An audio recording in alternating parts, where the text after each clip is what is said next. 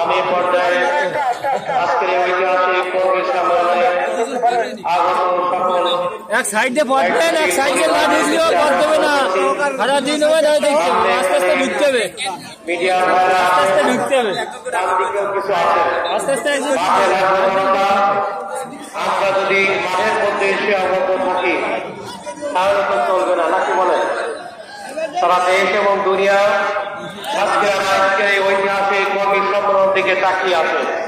ফলে যে মিডিয়ার মাধ্যমে সারা দুনিয়াতে আমাদের এই সম্মেলন প্রচারিত হবে, এই সুযোগটুকু আপনাদের কাছে আমরা কামনা করছি। পাশাপাশি আমরা সাংবাদিক বন্ধুদেরকে বলতে চাই, আমাদের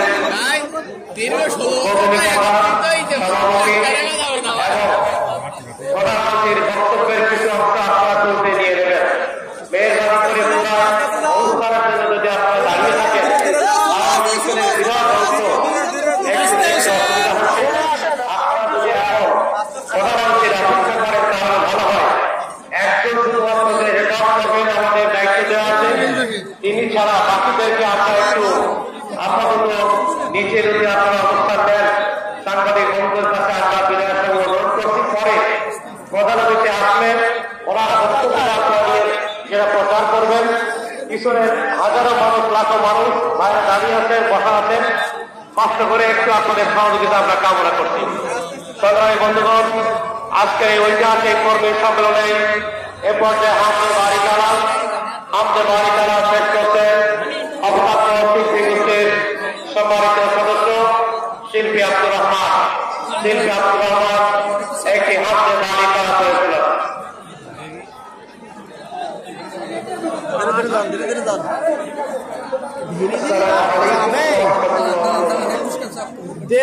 মানে 1.5 শতক জমিতে সরাবে।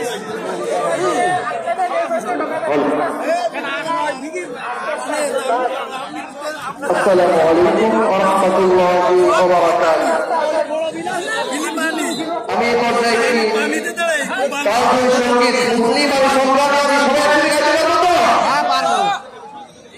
জেলার ফ্যান সাথে সঙ্গীতে